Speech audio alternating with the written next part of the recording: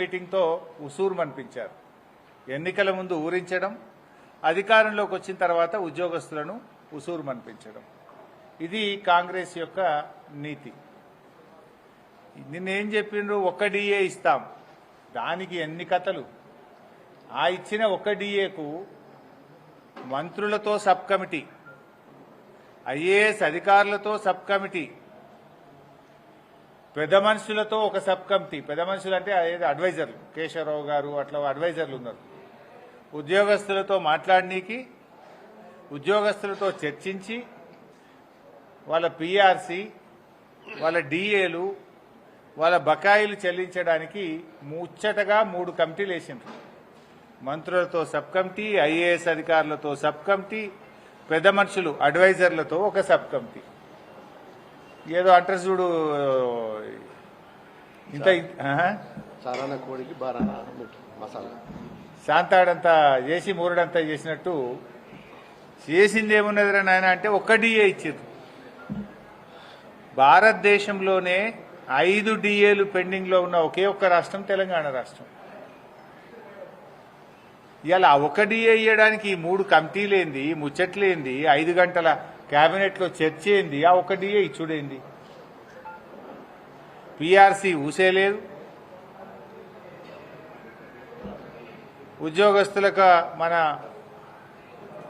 OPS, CPS అంటే old pension scheme తెస్తామని చెప్పి హామీ ఇచ్చింది కాంగ్రెస్ ప్రభుత్వం.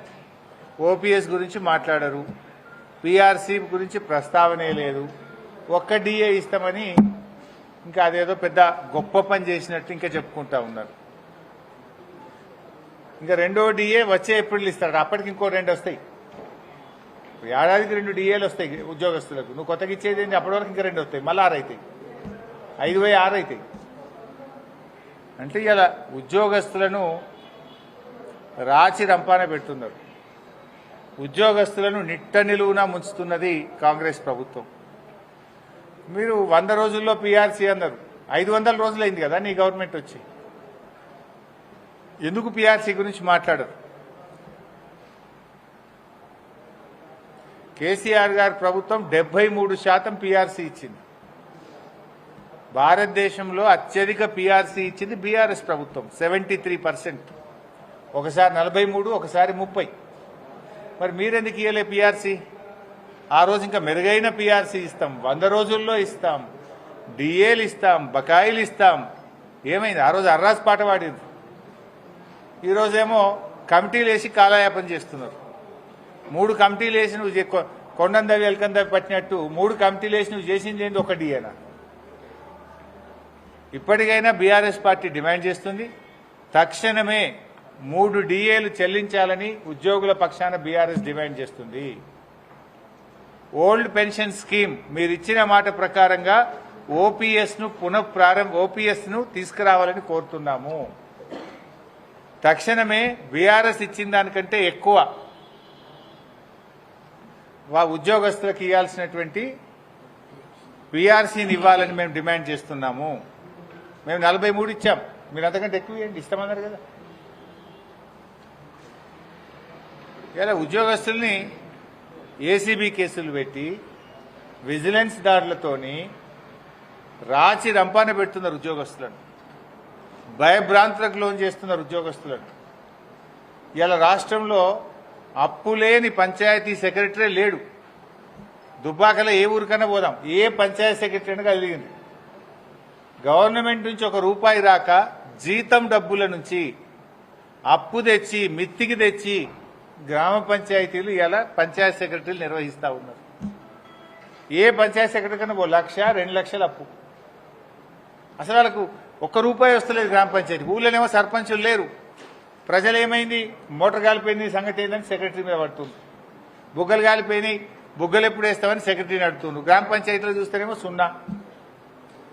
ఉద్దర తెచ్చి మితికి తెచ్చి అప్పు తెచ్చి డీజిల్ పోసి నడుపుతున్నారు. సగం గ్రామ పంచాయతీల్లో ట్రాక్టర్లు మూలగబడ్డాయి. అయితే కొన్ని ఊళ్ళలో 2 రోజులకు ఒకసారి నడుపుతున్నారు ట్రాక్టర్, కొన్ని ఊళ్ళలో వారానికి ఒక్కనాడు నడుపుతున్నారు, కొన్ని ఊళ్ళలో దినం తప్పించి దినం నడుపుతున్నారు, కొన్ని ఊళ్ళలో డీజిల్ లేదని సపరేట్గా జాకీలు ఎక్కించి పక్కకు పెట్టారు ట్రాక్టర్లు. కేసీఆర్ ఉన్నప్పుడు పల్లెలకు పట్టం కట్టిండు, పల్లెలను స్వర్గసీమలుగా తయారు చేసిండు. కేసీఆర్ హయాంలో అవార్డులంటే తెలంగాణ పల్లెల పేర్లు లేకుండా ఈ దేశంలో అవార్డులే లేవు. కాంగ్రెస్ వచ్చింది, అవార్డులకు మంగళం పాడింది, గుండు సున్నా, ఒక్క అవార్డు వస్తలేదు, ఒక్క అవార్డు కూడా దిక్కులేదు. మొత్తం పంచాయత్ సెక్రటరీలు రాష్ట్రంలో 1,00,000 నుంచి 3 లక్షల అప్పుల పాలైపోయారు. బంగారం కుదబెట్టి అప్పులు తెచ్చి పంచాయత్ సెక్రటరీలు ఇలా గ్రామాలు నిర్వహిస్తూ ఉన్నారు. ఈ రకంగా చాలా దుర్మార్గంగా కాంగ్రెస్ ప్రభుత్వం వ్యవహరిస్తూ ఉంది.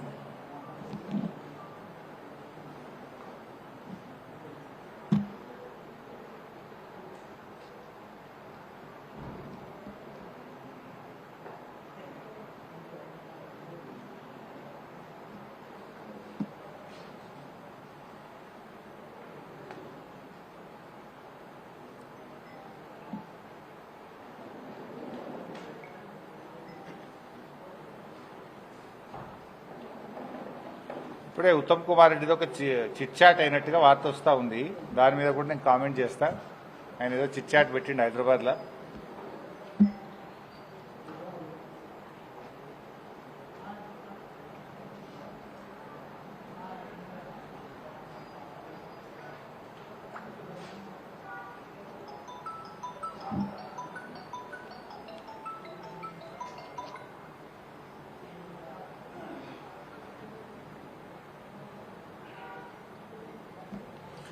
ఉత్తమ్ కుమార్ రెడ్డి రేవంత్ రెడ్డిని మించిపోతున్నాడు. దేంట్లో అబద్దాలు ఆడుట్లా, అబద్దాలకు బ్రాండ్ అంబాసిడర్ రేవంత్ రెడ్డి. కానీ నిన్నయాల ఉత్తమ్ కుమార్ రెడ్డి రేవంత్ రెడ్డిని కూడా మించిపోతున్నట్టు. ఎందుకంటే అబద్దాలాడి రేవంత్ రెడ్డి సీఎం అయిండు. నేనే ఆయన కంటే తక్కువ అబద్దాలు ఆడినా అందుకే సీఎం కాలేదు అనుకుంటుండో ఏందో. నేను రేవంత్ రెడ్డిని మించిన అబద్దాలు ఆడతా అనుకుంటుండే ఈ మధ్యలో ఉత్తమ్ కుమార్ రెడ్డి. సో అబద్దాలకు బ్రాండ్ అంబాసిడర్ రేవంత్ రెడ్డి అయితే ఆ బ్రాండ్ అంబాసిడర్కు తాత ఈ ఉత్తమ్ కుమార్ రెడ్డి తయారైపోయింది. ఆ గోబల్స్ అంటే ఆయన బతుకుంటే ఉరి పెట్టుకుంటుండే ఉత్తమ్ కుమార్ రెడ్డి అబద్దాలు చూస్తే అబ్బా వీడియో కూడా నన్ను మించిపోయింది అనుకుంటుండే. అట్లా తయారైపోయింది ఉత్తమ్ కుమార్ రెడ్డి. మాట్లాడితే అబద్దాలే. ఇవాళ కూడా మాట్లాడుతూ రాయలసీమ లిఫ్ట్ ఇరిగేషన్ గురించి మాట్లాడుతున్నాడు. రాయలసీమ లిఫ్ట్ ఇరిగేషన్ పనులను గ్రీన్ ట్రిబ్యునల్ ద్వారా స్టే తెచ్చి పనులు ఆపిందే బీఆర్ఎస్ ప్రభుత్వము.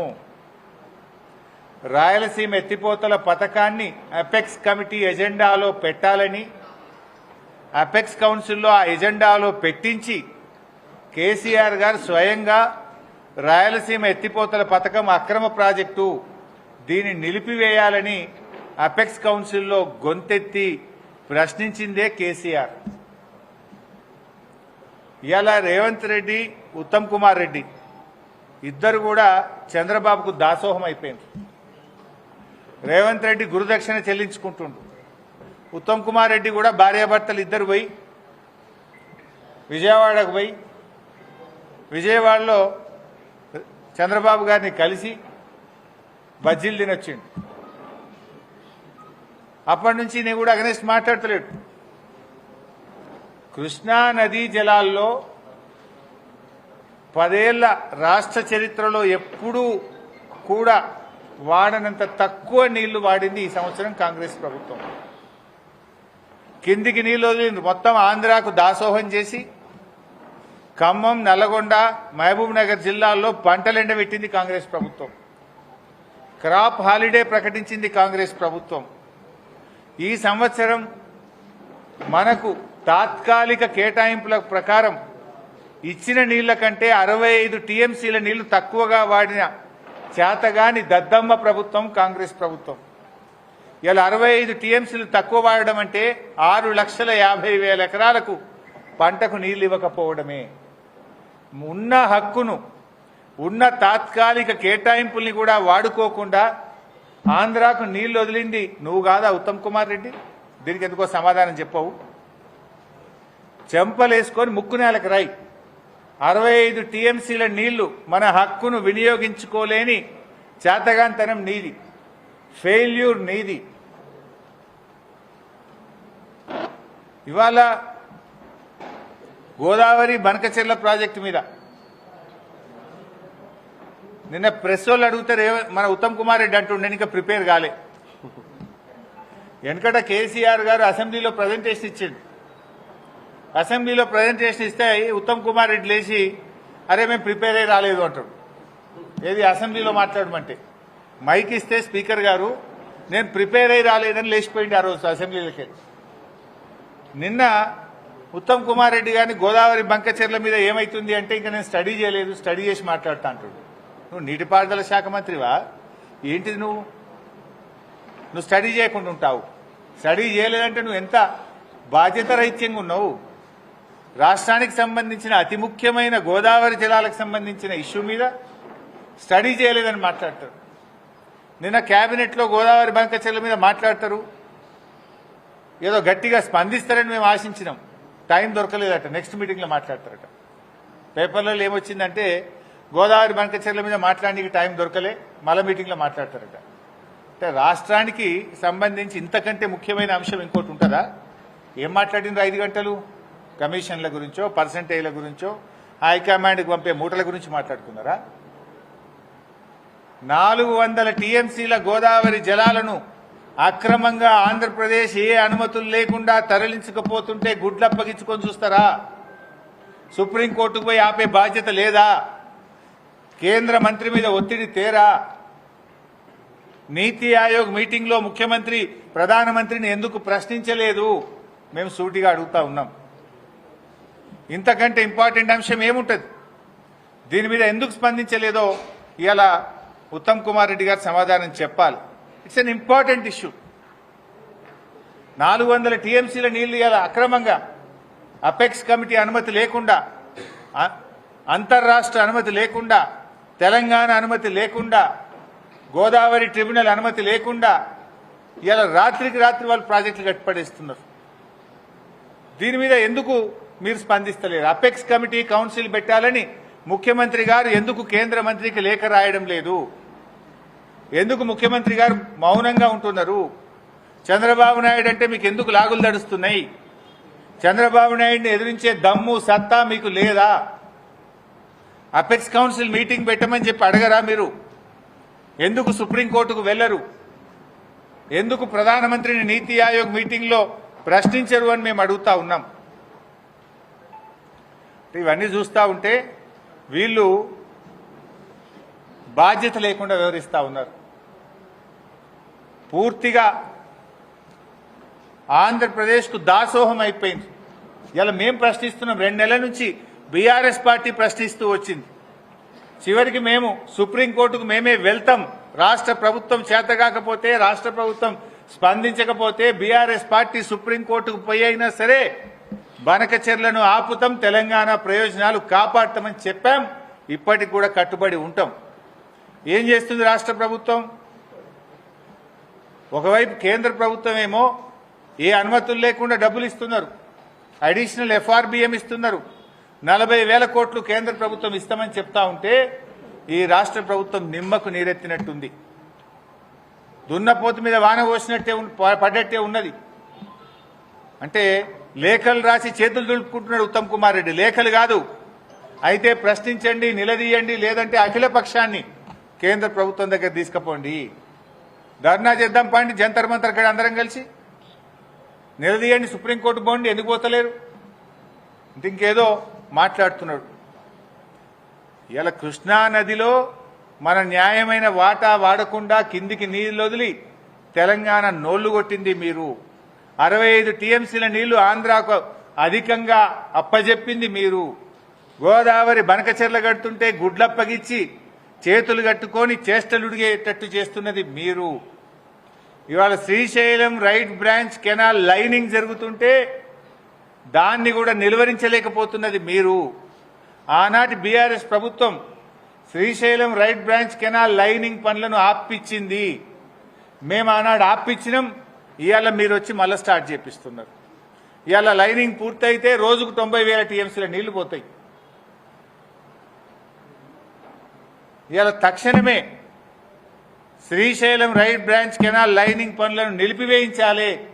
ట్రిబ్యునల్ దృష్టికి, సిడబ్ల్యూసీ దృష్టికి, కేంద్ర ప్రభుత్వం దృష్టికి తీసుకెళ్లాలి. అవసరమైతే కోర్టుకు వెళ్లాలని మేము ప్రభుత్వాన్ని డిమాండ్ చేస్తా ఉన్నాం. ఇవాళ బీజేపీ ఈ రాష్ట్రానికి అన్యాయం జరుగుతుంటే మన రాష్ట్ర బీజేపీ పెదవులు ఇప్పలేదు. ఇదేందో నాకు అర్థమైతలేదు.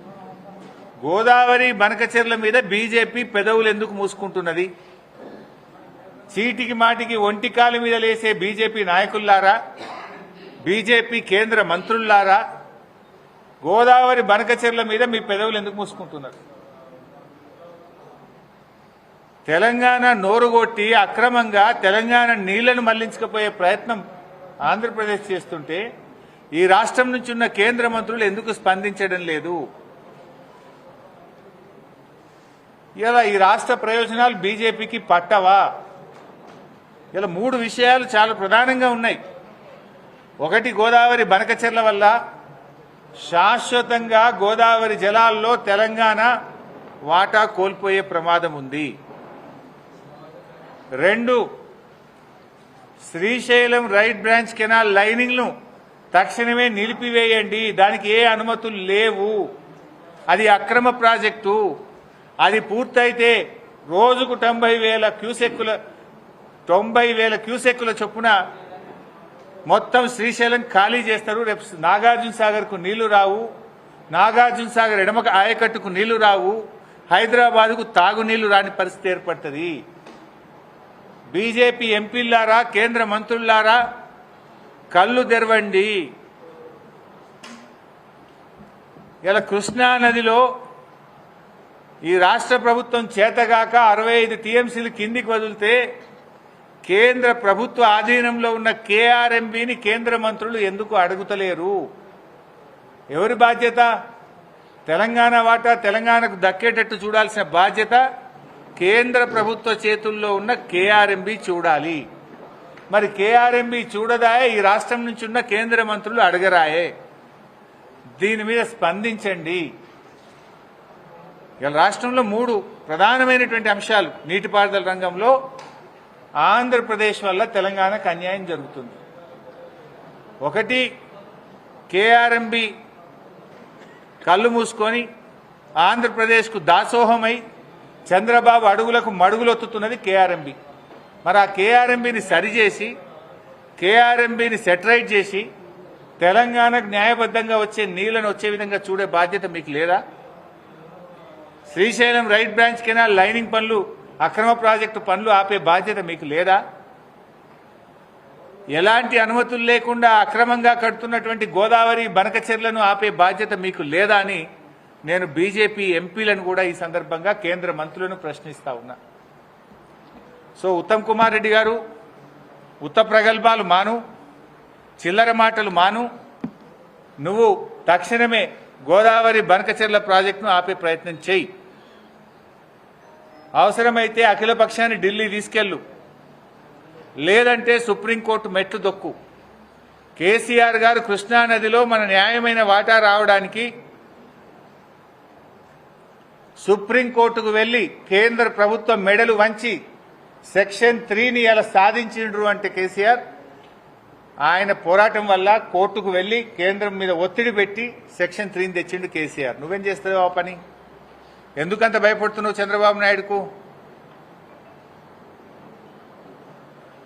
ఇలా రేవంత్ రెడ్డి గారు గంధమల్ల ప్రాజెక్టుకు శంకుస్థాపన చేస్తున్నాడు. గంధమల్ల ప్రాజెక్ట్ అంటే ఏంటిది? కాళేశ్వరంలో అంతర్భాగం. మన మల్లన్న సాగర్ నుంచి గంధమల్లకు నీళ్లు పోతాయి. ఏమంటాడు రేవంత్ రెడ్డి? కాళేశ్వరం కుప్పకూలింది అంటాడు, అయిపోయింది కాళేశ్వరం అంటాడు. మరి కాళేశ్వరం లేకపోతే గంధమల్లకు నీళ్ళు ఎట్లా పోతాయి? ఇలా పోయిండు, ఆడికి పోయిండు. ఏది? భువనగిరి జిల్లా, యాదాద్రి జిల్లాకు పోయి బీఆర్ఎస్ ప్రభుత్వం కాళేశ్వరంలో భాగంగా రూపొందించిన గంధమల్లకు ఇలా కొబ్బరికాయ కొడుతుంది. మరి కాళేశ్వరం కుప్పకూలిందన్న రేవంత్ రెడ్డి మరి గంధమల్లకు ఎట్లా కొబ్బరికాయ కొడుతున్నావు? గంధమల్లకు నీళ్ళు పోవాలంటే ఆడికెళ్ళి పోవాలి. మల్లన్న సార్కి ఎడికెళ్ళి వస్తాయి, రంగనాయక్ సార్కి ఎడికెళ్ళి వస్తాయి, మిడ్ మానేర్కెళ్ళి ఎడికెళ్ళి వస్తాయి, ఎల్లంపల్లికి వెళ్ళి వస్తాయి. ఇదంతా కాళేశ్వరం కాదు ఇది. మరి కాళేశ్వరం కుప్పకూలింది, 1,00,000 కోట్లు పోయినాయని రోజు పొద్దుగా లేస్తే వల్ల వేస్తావు కదా. మరి కాళేశ్వరమే కూలిపోతే గంధమల్లకు నీళ్ళు ఎక్కడియో రేవంత్ రెడ్డి చెప్పాలి ఇవాళ సమాధానం. అంటే నువ్వు చెప్పేదన్నా అబద్ధం కావాలి. నువ్వు ఇంతకాలం చెప్పేది అబద్ధమో అని స్పష్టంగా అర్థమవుతుంది. కాళేశ్వరం అంతా ఇంటాక్ట్ ఉన్నది కనుకనే, గంధమల్లకు నీళ్లు వస్తాయి కనుకనే నువ్వు ఇలా గంధమల్లకు కొబ్బరికాయ కొడుతున్నావు. అంటే నువ్వు ఇంతకాలం చెప్పిందంతా కాళేశ్వరం కూలింది, కుప్ప కూలింది అని నువ్వు మాట్లాడేదంతా అబద్ధము, గోబల్సు, తప్పుడు ప్రచారం చేసినావు. అదే కాళేశ్వరంకు ప్రాజెక్టులో భాగంగా ఉన్న మల్లన్న సాగర్ నుంచి హైదరాబాద్కు 30 టీఎంసీలు తీసుకుపోతా అంటాడు. మూసి సుందరీకరణ చేస్తా, మల్లన్న సాగర్ నీళ్లు తీసుకుపోయి కాళేశ్వరం నీళ్లు తీసుకుపోయి మూసీలో పోస్తా అంటాడు. మరి కాళేశ్వరం నీళ్లు మూసీలో పోస్తా అంటావు, హైదరాబాద్ తీసుకుపోతా అంటావు. కాళేశ్వరం నీళ్లతోని గంధమల్లకి ఇలా కొబ్బరికాయ కొడతావు, ఇంకో దిక్కేమో కాళేశ్వరం కూలిందంటావు. ఇది అంతా కూడా రాజకీయాల కోసం రేవంత్ రెడ్డి మాట్లాడే తప్ప ఆయన మాటల్లో నిజాయితీ లేదు. గోబల్స్ ప్రచారం కాంగ్రెస్ నాయకులు చేస్తుండ్రు. కాళేశ్వరం ఇంటాక్ట్ ఉన్నది, కేవలం 2 పిల్లర్లు వంగినాయి. నీకు చిత్తశుద్ధి ఉంటే 3 నెలలు చేయొచ్చు దాన్ని. కానీ దానికి నువ్వు ఇలా కాళేశ్వరం కూలిందని ప్రజలను తప్పుదో పట్టించి రాజకీయంగా లబ్ధి పొందే ప్రయత్నం చేస్తున్నావు. నేను సూటిగా అడుగుతున్నా, నువ్వు కొబ్బరికాయ కొట్టే గంధమల్లకొచ్చే నీళ్లు కాళేశ్వరం నీళ్ళ కావా చెప్పు ఫస్ట్. కాళేశ్వరం నీళ్ళు వస్తాయా? ఏ నీళ్ళు వస్తాయి? గాలికెళ్ళి వస్తాయా? కాళేశ్వరం నీళ్ళే వస్తే కాళేశ్వరం కూలిందన్న నువ్వు మరి కాళేశ్వరం నీళ్లతో గంధమల్ల కొబ్బరికాయ ఎట్లా కొట్టినావు? హైదరాబాద్లో మూసీకి నీళ్ళు తెస్తా అంటున్నావు. నేను సూటిగా అడుగుతున్నా, మూసీకి పోయే నీళ్లు కాళేశ్వరం నీళ్ళ కావా? మరి కాళేశ్వరం కూలిందన్న కాళేశ్వరం నీళ్లు మూసీకి ఎట్లా తీసుకుపోతాను కొబ్బరికాయ కొడుతున్నావు? అంటే నువ్వు అబద్దాలు మాట్లాడినావు, గోబల్స్ ప్రచారం చేసినావు అనే విషయం రాష్ట్ర ప్రజలకు అర్థమవుతుంది. Thank you.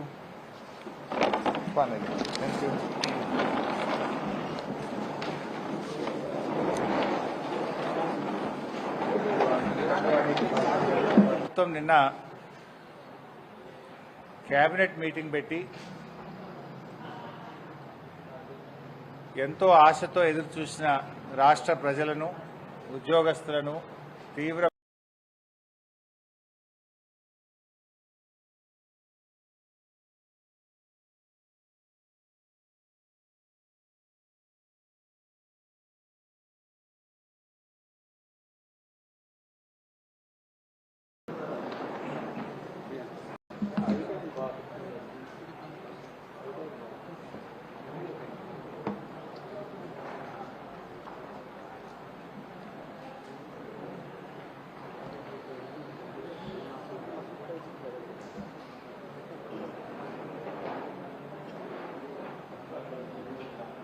స్టార్ట్ చేయొచ్చా బాబు?